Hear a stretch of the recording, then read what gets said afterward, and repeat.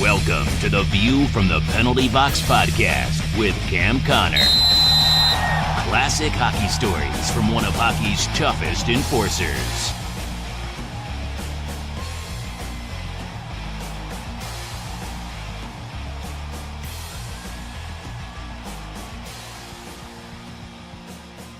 Welcome back, episode 2. I'm Cam Connor, and I have my son Chris with me. Hello. So, Dad, we actually had a lot of great feedback from our first episode, and we actually made the charts. Can you believe it? Well, no, I can't believe it, really. I mean, I'm not saying what number we made in the charts, but we hit the sports chart, so that's pretty good for episode 1. Some of the feedback was that they wanted the podcast to be longer. So you've committed today to have a longer podcast that will run longer than 22 minutes. Yeah, 23 minutes today. And people wanted to know how they can get in touch with you for emails or Twitter. So for email address, it's really easy. It's just viewfromthepenaltybox@gmail.com. You can send any questions. You can send longer questions than Twitter. But my dad's on Twitter quite often, and he tries to respond to everyone, and his Twitter handle is CamConnorNHL. So feel free to tweet him anytime. So today we thought we'd cover a few topics. Everyone knows what's going on with Houston, with the horrific floodings, the loss of life, and I know, Dad, that you played in Houston, that you loved it there, so you wanted to take a few minutes to talk about Houston, what the fans are, what the people are like. Thanks, Chris. You know, I went from Phoenix to Houston and signed a 7-year, no-cut, no-trade contract with the Houston Aeros of the World Hockey Association. I'd gone into Houston as a visiting team, and I really wasn't thinking, I didn't really know what to expect going into Houston, and I can tell you those, I played there 2 years, and then unfortunately the team folded after the second season. But Houston is a great, great city. And people always ask me, well, what's your favorite city? And you know, in my opinion, a favorite city, it always has to do with the people. If you meet some wonderful people, I like that city. And if, you know, your time there and you don't really make friends or you're not enjoying yourself for whatever reason, then you don't like that city. So I had great neighbors when I lived in Houston. I have great memories of the city. I know the wife and I would move back to Houston, wouldn't hesitate. We'd move back in a heartbeat. And it's unfortunate what's happening in Houston today. And our thoughts and prayers are with all the people in Houston. And so what would you say the Houston fans are like when you played there? Well, it depends if you play with them or against them. So when I came in against them, and there's some articles in the paper, I think it was called the Houston Chronicle, if I remember. And when I was with Phoenix, I was, you know, the big goon and, you know, the tough guy, and they didn't like me, and the fans booed me. And then they said when they played there, they said, how interesting you go from a goon to just a rambunctious forward. And so the fans were very, very passionate about their sports. Unfortunately, we probably had a base of about 6,000 to 8,000 to 10,000 people that would come out regularly to watch our hockey games. They made us feel welcome in that city, but unfortunately, you know, I think if the National League goes there, it'll sell. But the World Hockey, you know, they had success there, winning championships out of Houston, but I don't think that was enough to get us over the hump. And I think based on feedback from some of the Twitter users, they actually want a full episode on your memories of Houston. I know you played with Gordie Howe and the Howe brothers, so that will be a future episode for sure because you have a lot to say. Well, you know, the guys on the Houston Aeros, they were pretty special guys. Like we all got along. There was nobody on an ego trip, and it starts with the coach. Our coach was Bill Deneen in Houston, and Bill is one of the finest individuals you could ever know as a person, never mind to have as your coach. So you're right, I have a lot of ammunition to talk about Houston. So an interesting, question that you seem to get a lot is that you actually took figure skating lessons. And if you go and look on the back of your New York Rangers hockey card, you actually see a fun fact that with, I think, a picture of a figure skate that says, "Did you know that Cam Connor actually took figure skating lessons?" So my question for you is, why did you take figure skating? And 2, do they actually ask you ahead of time what they can put on the back of your hockey card? Well, let's start with the hockey card. No, they just write whatever they want to write. And it's always interesting to see what they say. And how would they have even known that you took those lessons? That's it. I mean, they didn't ask me, but obviously somebody did their homework and asked somebody. And the reason I took figure skating is in episode 1, I had mentioned that, as a kid, I was always growing tall and I was uncoordinated. And usually it's the smaller guys that are closer to the ice at a younger age are very coordinated and they look like $1 million on the ice. And then the taller, lankier kids, they're definitely not coordinated yet and they're not smooth on their feet. So I know that my dad, I never had a brand new pair of skates until I got to the age of about 16 when I made junior hockey. My dad, he would go to the community club with me and we'd have skate exchange and then I'd get skates and he would he'd save a couple dollars so he'd get me some skates that would last 2 or 3 seasons, which means they had to be a little bit too big. So I always told myself, well, maybe that's the reason my skating wasn't so smooth. One of the reasons anyway. So after my first year pro, I just wanted to be one of the better players on my team. I was a high NHL draft choice. So I started thinking about it. And I said, why don't I try some figure skating? So at the practice rink, I went and talked to the people that were involved with figure skating from that rink, and they told me you should do what's called patchwork. And if you've ever been in a rink, you could see, especially the beginner skaters, you know how to skate, and they get in there and they do 2 circles on the ice that looks like the number 8. And what you do is you start at the one side of it and you push off, and they teach you how to use your shoulders to turn. And you use your inside edges, your outside edges.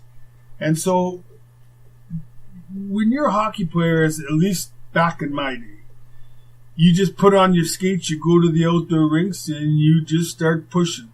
And you pick up good habits, bad habits, but you can get from A to B pretty quick. But maybe you're working harder than somebody that's figured out how to skate with less effort. And so, again, I just decided that maybe it'd be beneficial for me if I actually took some lessons on how to skate efficiently. And so I did the patchwork, and it definitely, I can honestly say it helped me. I was a little embarrassed, though, because what am I, 21 or 22 years old, a big boy, and I think I was with 10 to 13-year-olds in my class. And, I just shaking my head, but that's what I had to do, so that's what I did. Okay, that sounds like a great answer that I don't think anyone would have predicted in terms of a fighter taking figure skating, but obviously it worked for you. And just, sorry to interrupt you, another thing that just popped in my head, another thing I did that year at Phoenix, and this will be for a later podcast, but I got hypnotized. I went all summer to a guy who would hypnotize me, and he had asked me, what's the last piece of equipment that you put on? And I said, I didn't wear a helmet, so I said, my gloves. And so he had me programmed that when I put my gloves on, I was ready to play. But we'll make that another night. That was actually pretty interesting when you get hypnotized to play hockey. Okay, I'll write that one down. But I think the reason why most people are probably listening to this podcast is to see what you have to say about Wayne Gretzky. You were lucky enough to play with him in his rookie NHL year. I know he played in the WHA before. And so I'm going to ask you a few questions first because I know once you start telling your stories, I won't be able to get a word in. So you and he knows me. You and Wayne Gretzky both ended up playing for the Oilers in 79-80. Correct. So how did you both end up on that team? Well, I'd played in the WHA for 4 years, and I played against Glen Sather for probably 2-3 of those years. And he was a coach, and I believe he was also a player in the WHA, but I may be wrong there. So he knew me, and the year I went to Montreal, finished the year, that's the year we won the Stanley Cup, and the Canadiens had won it 4 years in a row at that point. The World Hockey merged at that time, and that's when they brought in 4 of the NHL teams, which was, I believe, Quebec Nordiques, Hartford Whalers, the Edmonton Oilers, and I believe it was Winnipeg Jets. And so those 4 teams merged, and each team was allowed to protect, I want to say, 15 skaters. And in Montreal, we had a powerhouse team. I mean, when you win the Stanley Cup 4 years in a row, it's not like today. When you have free agents, your contract's up, you can go anywhere. Back in my day, they had Alan Eagleson, and we all know what a crook that guy was. And so he was our representative. He represented the players to the owners. So he said, we got you free agency. But I think only one guy in all the years I was around that ever moved, it was Scott Stevens. The price you would pay if you went from Team A to Team B in the NHL, you had to give up the team that signed you 5 first-round draft choices in order to sign somebody. So, that's a heck of a price to pay. So how could you say that there's free agency? So the teams in Montreal, I mean, the players stayed there for years and their whole career pretty well, the core of them. And so I knew I wasn't going to be one of the players that was protected that year. It was just too strong of a team.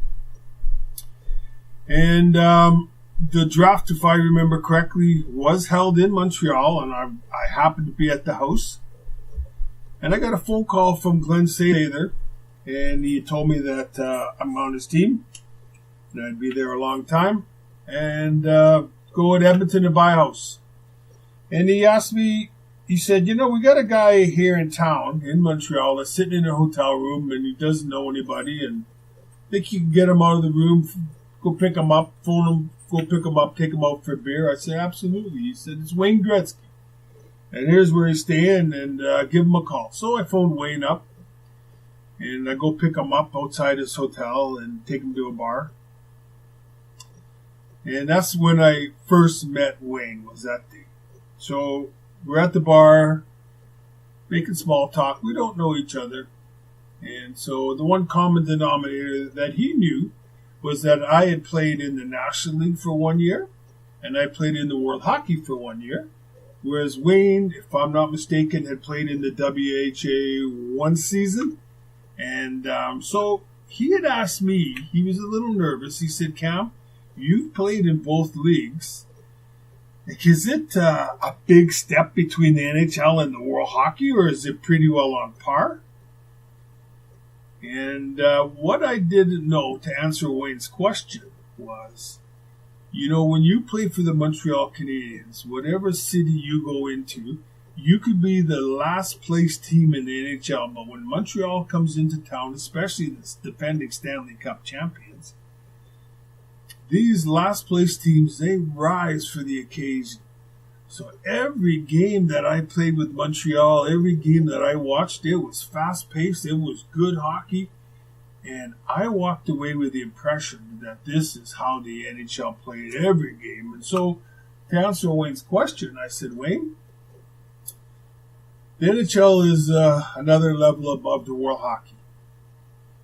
And I said, Wayne, I didn't know much about Wayne. In Montreal the year before, we never mentioned Wayne's name in the dressing room. He was still, like I said, in the other league, and he's pretty young. He was 18 years old the year I played with him. And so I said, Wayne, I know that, you've been a pretty good hockey player all your life. And I said, but it's going to take you a year or two to kind of catch on in this new league. And you're going to do well, but it's going to be a little bit of a learning curve for you. And I remember, in all serious, he gave me this quizzical look. Like a dog when you kind of whistle high pitch, he turns his head to the side. It was almost like that. He was looking at me like, what are you talking about? And little did I know, Wayne had a lot of confidence in his ability to play hockey. I had never seen him play. So, again, I told him it's going to take him a while to adjust, and he kind of looked at me strange. So I know when the Oilers signed Connor McDavid, there was a big buzz around the team and the city. But was there a buzz for Wayne Gretzky to join the team? What was the talk like? Well, I think Wayne, if I'm not mistaken, and again, I'm a little blank on that time of my life in the world hockey, but I believe Wayne went from Indianapolis over to Edmonton Oilers. Does that sound right? I think so. In the WHA? Someone can correct us if we're wrong. Yeah. And so I think the fans already knew who he was. So anyways, make a long story short, that first year when I played with Wayne, he scored 136 points. He tied for the NHL scoring lead with Marcel Dion, but it was awarded to Marcel Dion because Marcel scored more goals. So what was he like in the locker room? Like especially the first couple of months that he was on the team? As an 18-year-old, Kevin Lowe was 18, Mark Messier was 18, Wayne Gretzky was 18. They were all polite and humble and nice kids. I mean, they're kids. They're only 18 years old. And Wayne wasn't any different. He was just a genuine person, and he was good to everybody. He reminded me a lot of Gordie Howe in the fact, over the years I played with some outstanding superstars with the Rangers, like Esposito and all the great Canadians, and the three names I just said. The really superstars, the ones that aren't in there's a few superstars that are there on the ego trip. But Wayne reminded me of Gordie Howe. A lot of people wanted his autograph, for example, or their autographs. And Gordie would always stay, especially with the kids. He was so good to the kids. Wayne was the same way. He would stay as long as he possibly could and sign all the autographs. So Wayne, at 18, he impressed me quite a bit. And it's interesting because you're one of just two players that actually played with Gordie Howe and Wayne Gretzky. So what was it like? How would you compare the two on the ice? And I guess even off the ice. Well, I think Gordie was somewhere around 48 years old when I played with him, and Wayne was 18. Gordie... Well, the common denominator, on the ice they were both stars, and off the ice they were humble, they were fun. Wayne, he was an 18-year-old, and he had lots of energy, and he hung around with Kevin and Mark. They were like the three amigos. And just for the record, I did not foresee that the three of those guys were going to have the kind of career that they had. Had I definitely would have had them over for supper a lot more than I did. That is for sure. So, just out of curiosity, did you ever see Gretzky fight? Well, I wouldn't want to see him fight. If you don't mind, I'll just tell you a little bit of insight. When you're in the dressing room, you must change 200 times in front of each other. And I remember Wayne, when he was getting ready, and I looked across the dressing room, he was 18. And I hadn't seen him play, and this was at training camp. And I saw him, and I was saying to myself, he doesn't have any muscles. He's going to get broken in half out there. I said, if I hit him or some of the other boys, you get a hold of that guy, we're going to break him in two. Because usually when you look at an athlete's build, they've got muscles because that's what you get paid to do. We work out. And so, when you play with Wayne, you realize that he didn't need to have all those muscles.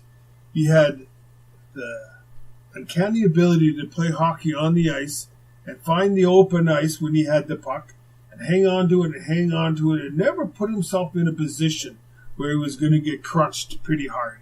I'm sure there was times when he did get hit like everybody else, but overall, that build certainly didn't affect his hockey. And you mentioned something about a strength test that he was a part of? Well, so there were 60 players that year in Edmonton, and at the typical training camp, you got to do pull-ups and weights and lung capacity and body fat tests. And I just kind of chuckled because out of 60 guys, Wayne came in 60th for his strength test. Now, I'm not knocking the guy, as we all know the kind of career he had. I'm just saying, if you would have saw him in the early days, you would have thought, just like I thought, he didn't have the build of a typical hockey player, but obviously whatever he had going for him, I wish I had more of that myself. So do you have any stories that you could share about playing with him? Well, I know that Wayne, little things like when we were in the bar, because Wayne was making more than anybody else, he would always come in and buy a lot of the rounds and take care of people's bills when you didn't expect him to. Nor did he have to, but that was pretty nice because we're all making good money, but Wayne took care of everybody. And, some of the stories when I think, everybody that's listening, they know what his accomplishments on the ice. So, there's really no point in talking about his achievements on the ice. Everybody knows it. When I think about him off the ice, little things such as Wayne had in his contract with Peter Pocklington that every year he got a new vehicle. So the season was over and Wayne got a hold of me and he said, "Cam, you live here year-round in Edmonton, don't you?" And I did, yeah. And he said, "I want to fly back to Toronto. I don't want to drive. Could you keep my vehicle in your driveway?" I said, "Sure, I can do that for you, Wayne." And so in the neighborhood that I lived in, there was lots of young children in there, and they knew I played with the Oilers. They would come over and ask me if I could go play ball hockey in the street during the middle of the season. And, I felt that I wanted to, but it was an obligation. I think with children on your streets, you make them feel special. And if I go and play ball hockey with these kids in the wintertime, because I was on the Oilers, if that made them feel good, then I was more than happy to do it. So I go out and play with the kids in the street. Well, what I didn't realize is now that these guys, these young kids, and I'm thinking they're like, if I remember correctly, like 9 to 13 years old, they thought we were best friends now. So it's off season. And don't forget, we got Wayne's car in my garage, or in my driveway. So off season, the doorbell would ring about 8 in the morning and the wife would go down and answer the door. And these young kids would say, "Could Cam come out and play?" And she'd kind of laugh. And she said, "Well, he's still in bed." They'd say, "Well, can we sit in Wayne's car then?" So she'd go out and roll Wayne's car windows down on Wayne's vehicle. And we'd have anywhere from 4 to 6 kids sitting in Wayne's car in our driveway from 2 to 4 hours, just sitting there. Did he know this?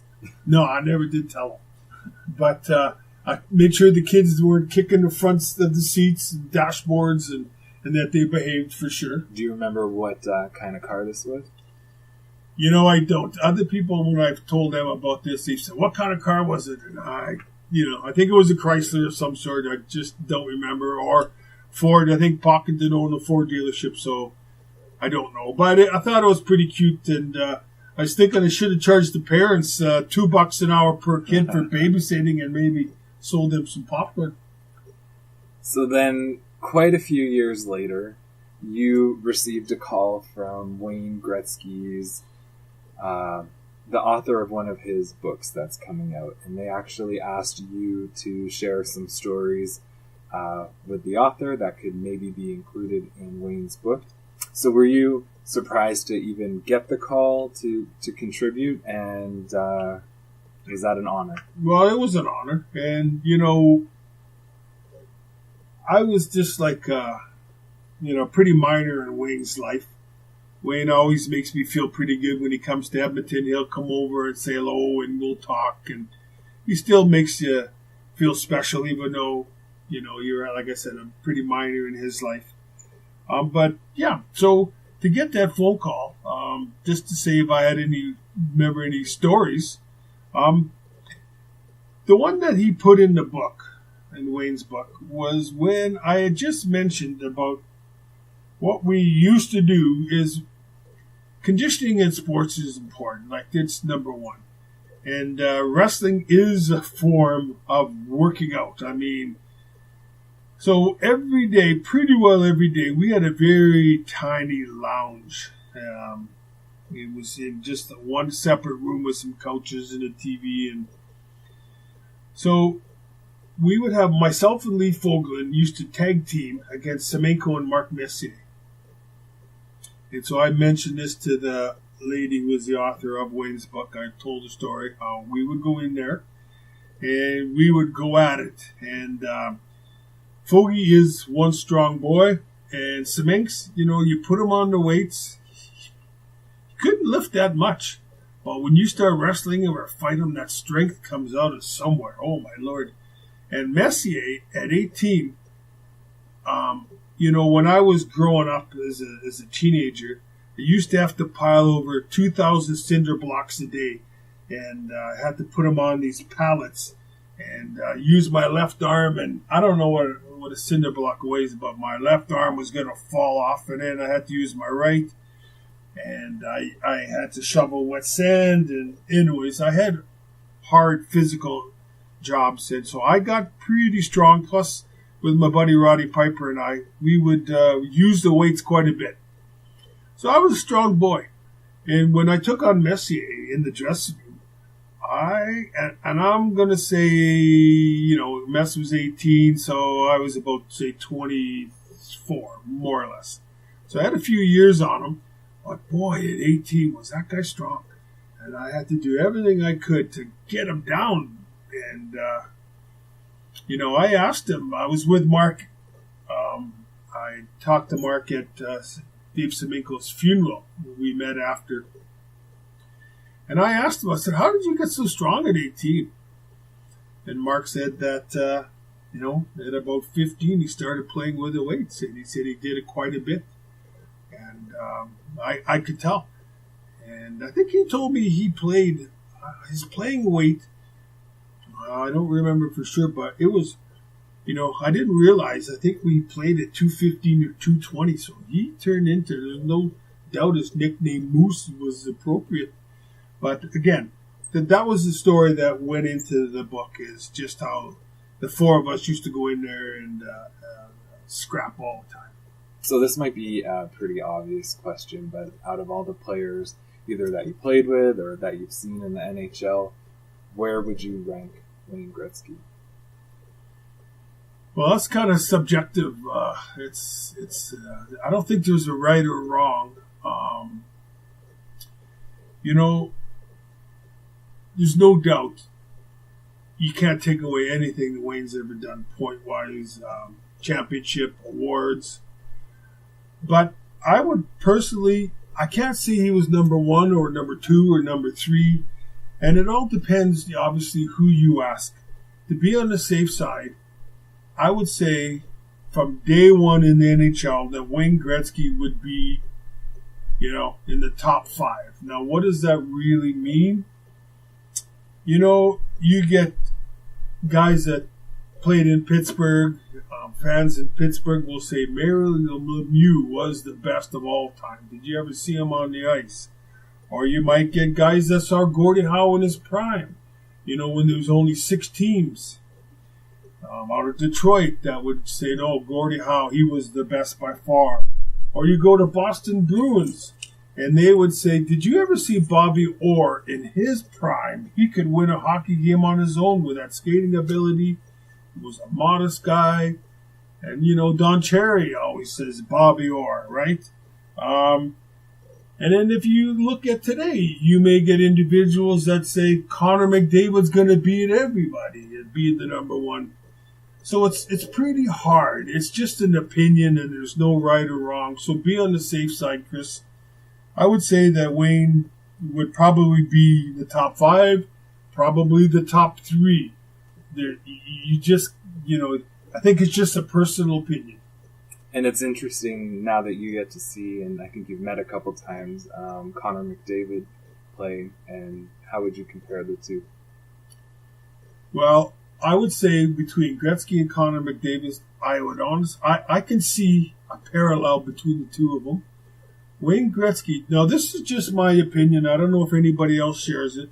I really do believe that Messier and Kevin Lowe and others would never have had the kind of career that they had without Wayne Gretzky in their life. These guys hung around with him. They learned how Wayne thought, how he approached the game, how to win, what you needed to do to win. He made other people better that played on his team. And then you look at Connor McDavid. I don't believe this Edmonton Oilers team would have had the success it did this season, and it will have in this new coming season. If that team didn't have Connor McDavid, I think we'd still be in the rebuilding stage. He has made everybody around them winners. They want to play good. They want to be just like Connor McDavid, and they know when you got somebody like that in the lineup, you have to pick up your game. You want to play on a team that has a superstar like Wayne Gretzky, like a Connor McDavid. They will lead you to the Stanley Cup. And when you get those kind of leaders, you have to step up your game or you get left behind. And the owner of the Oilers, you should see the dressing room. My Lord, I was with Glen Sather after Dave Semenko's funeral, and we walked into the Oilers dressing room, which is the first time I've been in there. I asked Glenn. It was unbelievable. I said, Glenn, is there any other dressing room like this in the NHL? And Glenn said, not even close. I could go on and talk about it, but you'd have to see it to do it justice. It is unbelievable. Well, you brought it up, so now we want to know what's in this dressing room. Well, okay, I'll just tell you a little bit. When you walk in the main doors from the rink, you can go to the left and wave your hand in front of this blue door, and it opens up, and you go into the change area where they sit down after they've changed and they got your gear on and coach talks to them. If you don't veer to the left and you go to the right, you walk in there and you will see a lounge area. Do you remember I talked earlier about the lounge that the Edmonton Oilers had? Back in my day, it was just like a half the room size of a hotel room. It wasn't very big. So you walk in there, it's like walking into a 5-star hotel. The lounge area, when you walk in, it's got a 2-story fireplace. It is unbelievable. You kind of don't even know you're in a dressing room. They got individual sinks for the guys, individual sinks with toiletries, and their own mirror. You walk in and they got like a restaurant bar area where they feed the guys. You go into another area, they got a miniature hockey rink inside there with NHL glass and boards, and you go in your street clothes and your boots and you can practice shooting into a net. Excuse me, I've never seen that before ever in a dressing room. You get 2 or 3 other rooms that have got weights and stretching room. It's got a second level where it's like you go to a fitness place and you've got the stationary bikes and the treadmills overlooking the dressing room area. And it is so big in there. I think Kevin Lowe told me it's like 33,000 square feet. And it is so big. I lost my wife in there. I didn't even know. I couldn't find her. It's so big. And so that's what that dressing room looks like. So I think we'll wrap this up pretty soon. Wait, I got to say one more thing. Okay. You just made me think of something. Okay. So, when I talk about, our dressing room when I was with the Oilers in the NHL, we had that tiny little lounge. one of the other things I remember is, when you get banged up, we had these little tiny jacuzzis in the dressing room, and they were in a tub, if I'm not mistaken. And we said we got to have like a steam room or a sauna room just to kind of chill out. And we asked Pocketon if he could put one in. And he said, absolutely not. And so he made each of us put in 20 or 40 bucks on the team. And we had to contribute, to putting in a steam room in that dressing room. And so, Pocketon, you owe me 40 bucks because you guys traded me before I got to use it. Okay, so you mentioned Kevin Lowe a few times, and I know that's someone that you've actually kept in touch with over the years, but I know you have a really funny, interesting Kevin Lowe story, and then we'll wrap it up. Yeah. Well, it's I don't know if the word's interesting, but it's a real life story. So the guys were on the road. I was hurt. Kevin Lowe was hurt, and a fellow named Peter Driscoll, who was a pretty tough boy, he was hurt. And we used to play out of what's called the Northlands Coliseum, and the ice was being used, so we needed to skate while the team was on the road. And Mark Messier's dad ran a junior team in St. Albert. So we got in Peter's vehicle, and Peter had an Eldorado Buritz, it was called. Very nice vehicle, very nice caddy. And he was so proud of that. He babied that machine. So we got changed at the Northlands, and we put our full gear on with shoulder pads and elbow pads, and we just carried our skates and sticks. And we went and skated for an hour and a half with the junior team in St. Albert, and we're driving back to Northlands to change and shower. And we still got the shoulder pads on, so we're looking pretty big sitting in our vehicle. We come up to a light downtown Edmonton, and they looked like punks. They pulled up beside us, and they rolled their windows down. And Peter rolls his down, and they start chirping them, and Peter said something to them, so they got out of the vehicle. Now, I can fight. I know how to fight, and I've had ways too many. Peter knows how to fight, and Kevin was a tough boy, too. So they get out, and they start touching Peter's car, and Peter says to him, "You touch that effing car one more time, and we're going to get out, and we're going to go." So they touched again, so we got to back Peter up. So Kevin and I, we get out of the vehicle, and we look like monsters, man. We've got hockey gear on with big shoulders, and I thought that was going to scare these guys away. But maybe they were nervous on the inside. They didn't show it, but they kind of stood there. And Kevin and I, we kept quiet because we were so mature. And we just kind of let things unfold. And as it worked out, they eventually, calmed down, and they didn't do it into Peter's car, and they got back in. And so that was something that we chuckled about for the rest of the week, is us in our hockey gear. Imagine that. What if we got beat up by these guys? That would have been hilarious. Those are some brave punks. Yeah. So going forward for the next episode, we actually have a few topics that we could consider. I know that George McPhee's kind of in the news lately as the GM of the new Las Vegas team, and he's probably one of your closer hockey friends back in New York and other teams. So that would be an interesting discussion, and where you see Las Vegas heading. We could also, I know a lot of people have asked about Roddy Piper, and I think once we decide to cover that, that's probably a 4-part series of podcasts where you could just go on and on about growing up with Roddy Piper throughout his life and ultimately passing away. Well, that's like, I'm going to say we hung around for 45 years, so I'll try to condense that for you. And I got to ask, did you learn how to fight because of Roddy Piper? No, not because of him, but I think I got better. We would put the gloves on, and I didn't know he was the light heavyweight box champ in Toronto one time. At least he told me he was. And it's obvious that he boxed, and so, Rod and I, we did. Now, the only time that I could take him in a boxing match is when I put him on skates, and there's some more stories about that. And then I also was thinking a couple more. You have the New York Rangers because since you've been on Twitter, you've actually connected to a few of your old teammates, Ron Duguay and Tom Laidlaw. So I'm sure you have stories to share from your time there.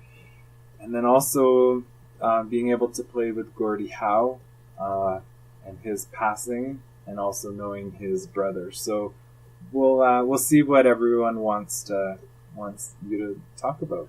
Right, and those are topics that when we talk about Gordie Howe, I have great memories of Gordie.